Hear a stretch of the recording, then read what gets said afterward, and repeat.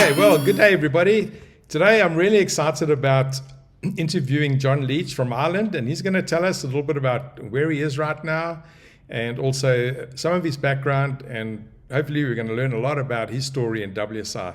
So, John, thanks so much, for, putting up your time. I know a lot of us are busy and we're trying to fit in with the different hours around the world, but thank you so much for joining us. Tell us a little bit about yourself. No problem, Francois. I'm delighted to join you on this. Which is actually very much part of what we do in the WSI family anyway. It's all about everybody finding time to give back a little bit to the community and the network. So, I've been in the network now for a little over 5 years. I came at it at a time when I was running basically the e-commerce division in Lenovo at the time, and I sort of felt I'd taken that as far as I could. Certainly, when you're dealing with a multi-country sort of setup, you spend a lot of time with, on a plane, etc. And I sort of got to a point where in my life that didn't really excite me anymore. So sort of looking for something different to do at the time, and obviously related to what I'd done, came across the WSI opportunity and sort of joined the network and have been sort of working there, working with the team and the community ever since. Yeah. So you're based out of Dublin or somewhere close by there? Yeah, well, it's about 30 miles north of Dublin. It's always the easiest way when you tell them, everybody recognises Dublin. So I actually come from a place called Termonfeckin, which is actually a real name. So it's a village. We're about 30 miles up the coast, so quite close to the sea, the Irish Sea, which is nice. You always, particularly in the not too recent or not too distant pandemic, when you wanted somewhere to go for a walk, we were less than a mile from the beach. And out in the countryside, so it was nice to be able to do that. And yet, the Celtic Tiger has given us roads in Ireland, so we're only about 35 minutes from Dublin anyway. So you get the benefit of both pieces. And I grew up in the country, so I sort of like living in the country. To be fair, it's just a nice place to be, And tell me, with your family and that, how many there, and are any working in your business with you?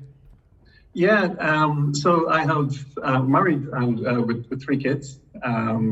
So the eldest is 22. 22. I have to remind myself, they grow up quickly. So Porrick does work with me part-time in the business as well. He studied multimedia and communications at college, and he's qualified about a year now. So he's been doing some work on some external projects, but he does work with me part-time in the business, which is really nice. As part of it. And then my 2 younger children, Quiva is in college at the moment studying film and broadcasting, and then my youngest is 16, so the baby of the house is no longer quite a baby. So she's still in secondary school here, or wherever. So so they're all growing up, all sort of interested in communications, and that's not a big step from digital marketing and everything else. So we'll see how they go. Well, sounds like when I started, I got my daughter to work with us, and she was also around 22, 23, and she's managed to last 19 years with us, and then the rest of the family. And then I had a son that worked for me as well, but then, he preferred not to. He tried it a few times, so it's normally a challenge when you get your family. Yeah, I had that feeling too. I sort of liked it. Porrick has worked for another digital marketing agency for a period. Then he did some traveling. And I think it's good, to go work. My dad used to always talk about the hand of the stranger. Was a good way to learn. But he's learned a lot, and we did a big project this year for Bolsha Ireland, which is the Irish Tourism Board, where we were in charge of the Puka Festival website, basically. And he managed all of that. So that was a really good learning experience for him, working with like a government body plus, an agency that was actually managing the overall festival. So it was, while his role was fairly discreet, looking after the website, there was lots of moving parts and lots of communication to manage. So it was a great experience, for him from that point of view. And it was nice we did it through the agency, but so I got to at least ride shotgun and help them, along the way without necessarily having the complete ownership of the project, which was a nice help, I guess. Yeah, it's good. It's good to learn, I think, in a business environment too, early on, because you start to appreciate the things you learn as you go. Yeah, and all the things I've been telling him that he needed to watch out for, like that, that'll never happen. Sure as hell you can tick the list, Just, it's called experience. If you don't get your communication straight, you're going to be in trouble, for sure. Good experience. So you were in IBM for a while. I mean, I worked at a bank here in South Africa for 27 years and then in a corporate for 3 before I started. So I was 30 years, in the corporate environment. And then, of course, I went this way. It sounds like you were at IBM for a long time. And tell me a little bit about there, and also what made you think of giving that up, and starting something on your own? Yeah. I mean, I suppose didn't quite make the 30 years, but almost, between IBM and then Lenovo, which obviously the Lenovo opportunity came when the IBM PC division were sold to Lenovo, which was a Chinese company at the time. Okay. And they were looking to expand beyond China. So I started, I'm an engineer, electronics engineer by training or by profession. That's my primary degree. So my early days in IBM was very much systems engineering. And it was sort of an exciting time because it was really the birth, to some degree, of the PC revolution. That was the late 80s. So, at the time in IBM Ireland, there was only 3, maybe 4 people had a PC in the company, and I was one of them because I was the new guy in the door that knew what these PC things were about, right? Yeah. And then we were into local area networks, were a new thing. So I spent a lot of time trying to convince people to go token ring rather than Ethernet, if you remember the old IBM protocols. Yeah. And then probably one of my favorite jobs ever was as IBM began to reinvent itself, to talk about e-business and e-commerce as being a really crucial part of their strategy. Yeah. I was part of the e-business team. So for 9 months, I had what I would describe as a John the Baptist mission. We were out crying in the wilderness, basically preaching to people in 1996, 97 that e-business and e-commerce is going to be important in the future. Yeah. So I spent my time talking to conferences, talking to big customers, looking at what digital transformation would look like, going forward. And some of the conversations we had with people at the time was trying to convince them that in the future they might have an email address on a business card, not a fax number. It was going back to that level. So it was really nice to be in at that start of that whole journey. And then I went from there into the IBM.com team, so a more internal role, where we were actually trying to eat some of our own home cooking. So we spent some time connecting our large customers to IBM so they could purchase electronically. So B2B intranets, basically. Yeah. And that was probably took me up to about 2005 or thereabouts when we had the opportunity then with Lenovo. And at that point, we had a choice, just our particular team, because we weren't part of the division.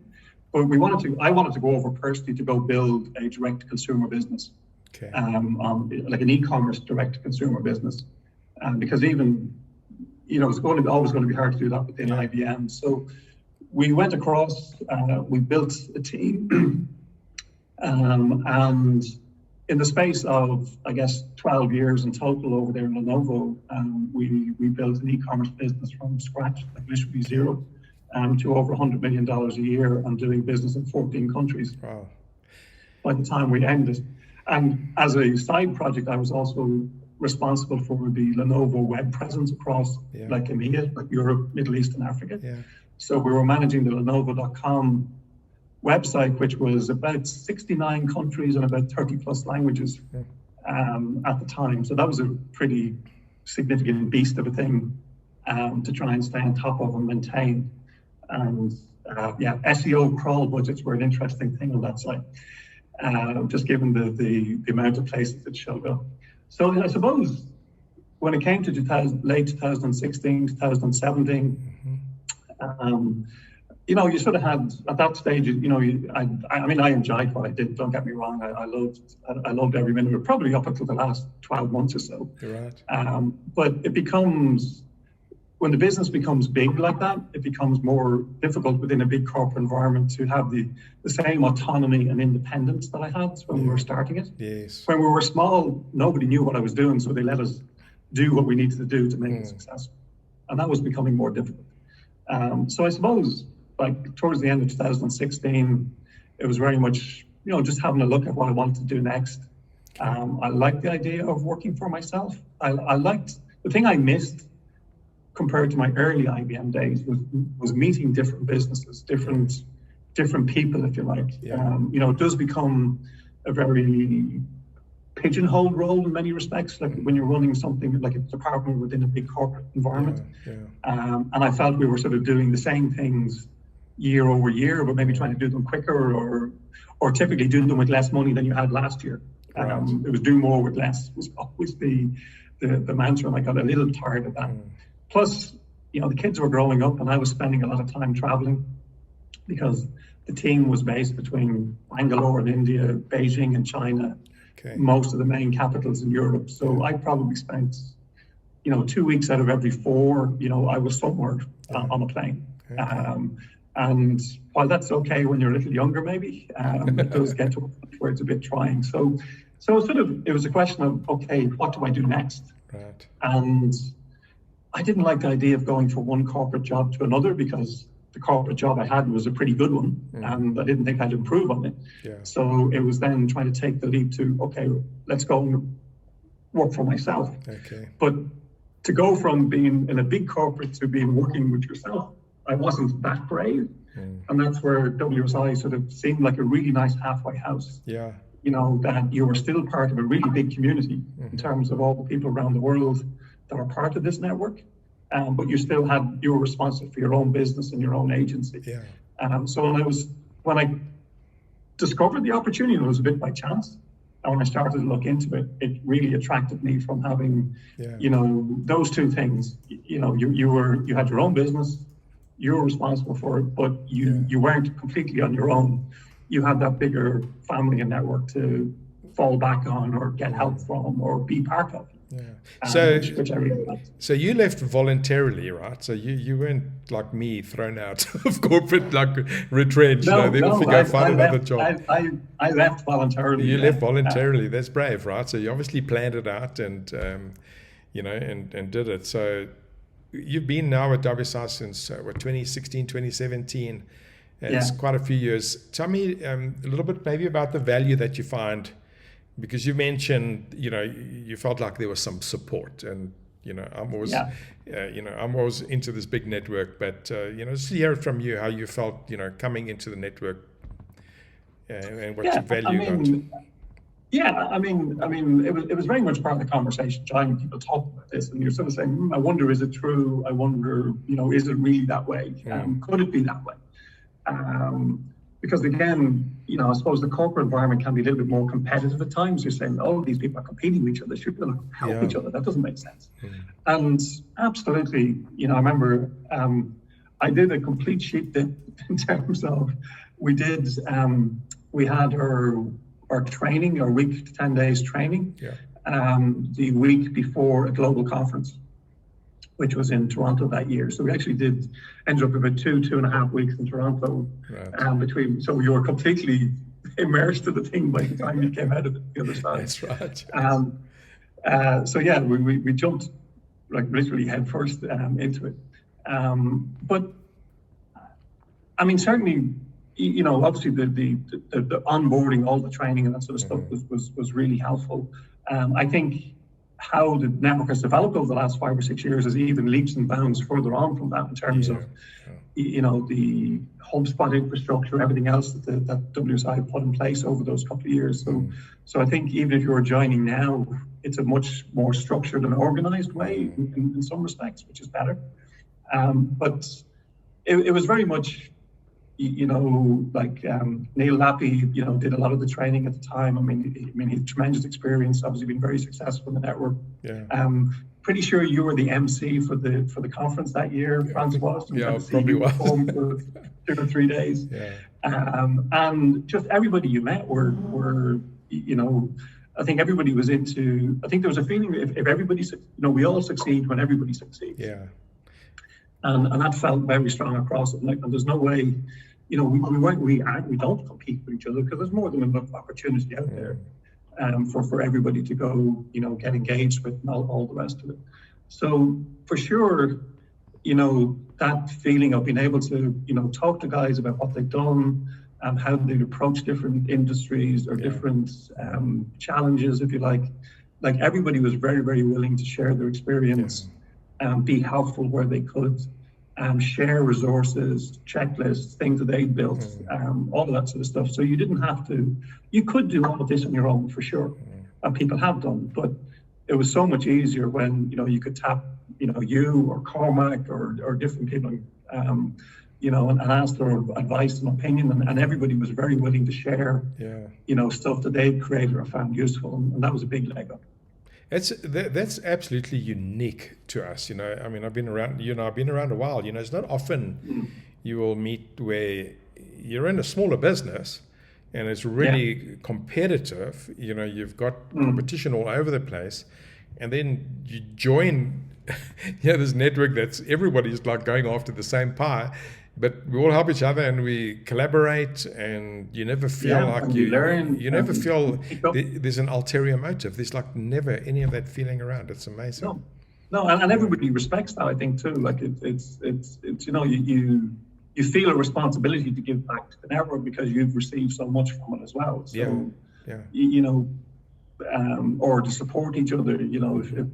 We've managed to, we just started to collaborate with say, Cormac on one or two projects as well, for example. And it's just a really good experience because, we know each other, we trust each other. And I think the other thing is it's a network, unlike, I think, there are quite a lot of, I don't know how to describe them in this space. There's pretty shady outfits, if you like, or fast buck merchants, let's call them that. Whereas I think across the board, I think because of the profile of the people that are in the network, we're all very focused on trying to figure out how we do the best work we can for our clients. And it's not that every marketing campaign is a success. Absolutely not. Depends on so many things. Product, price, environment, how the business runs, etc. But everybody that I come across is always so focused on can we deliver a good result for the clients. And that's almost first priority. And then if we do a good job, we'll make some money out of it. It's almost approached in that way, which is what you have to be careful about when you start up your own agency, because you end up with, free consulting is a very easy thing to give away, and you end up being a very busy fool and not making any money. So you have to guard a little bit against that. But I think there's the general feeling in the network is, how can we help the businesses we work with? How can we make a difference for their business? That's the first and most important priority for everybody. So now, what's your typical work week like, for you as a consultant now in Ireland? You've been around, 5-6 years. What do you do? How's your day start? Well, it's typical is no 2 weeks or, as I would prefer in some degree if they're a little bit more alike sometimes. So there's certainly plenty of variety. And I've quite a diverse set of clients at times, and in some ways trying to reduce that and be a little bit more focused. But typically I like to start early in the morning. So, typically, you'd be logged on to 7:30 or 8 o'clock in the morning, work through, the usual, all the sort of project updates and things that are going on. And the challenge with that is that can sort of bleed into your entire day. So certainly for me, one of the challenges is trying to segment your week, so that you focus, on selling and prospecting as well as delivery, as well as the educational pieces that you need to do as well. So I tend to try and block out some times in my diary, particularly the afternoon, early in the week for sort of prospecting and sales activities. Second half of the week tends to be, let's make sure that we're delivering against all the projects. And Monday morning, also trying to take an hour or so just to run my eye over all the various projects that we have in flight, because we've probably got about 15 to 20, just to make sure that we're not missing, any updates or things that should have been happening on anything. A lot of it's obviously being delivered by production centers and other folks or wherever, but if you don't stay on top of it, a week or two will pass and suddenly you're late or you're behind the 8 ball. So, morning is sort of, let's catch up with the updates and all the rest of it. Early afternoon is sometimes we're sort of chasing sales and some of the prospecting activities. And then here and there, you've got to fit in decent chunks of time to sort of focus on the business, like whether that's education or training or other things. But I'm probably not as structured about that as I would like to be. And that's one of the things that certainly I'm working on at the moment to try and improve in how I organize my week from that perspective. You know, when you start in this business, it's a never-ending education. It's a lifelong PhD, as someone told me last week. It's like, you got to love learning, and you'll be perfect. This is wonderful. And that's the amazing. That is, and it's we say that, and it's really incredible how true that is. Yeah. And one of the things I've often thought about is, I would actually love to go back and do the Lenovo e-commerce job now, knowing what I know 5 years later. I would do a lot of things very, very differently, and I think that's testament to what I probably learned, over the last 5 years or so. Well, I hope a few IBMers are watching this. When I think of some of the big e-commerce, you're working on big projects like the WebSphere and all that sort of stuff, and they were big animals and things, you got to find ways of simplifying it and just keeping the customer front and center. I think that's the key thing of making some of those projects work. And we're bad at it in IBM, but sometimes they just grew hair. These projects, it's just very hard to keep them moving at the speed that they need to move at. So I know IBM. I dealt with IBM a lot when I was working at this bank. I used to buy all the technology, so I was always being entertained by IBM, and I recall them also talking to me around the 80s about e-commerce and how important it was going to be in e-business that they did. And I came out of a banking environment, and we were well trained. Over those years, you only realize how well trained you are when you leave, and you start on your own. You're like, oh, I know why we did that now. Why I learned that. Or things that became second nature to us. You realized how important they were. When you go into some other businesses and they have none of it.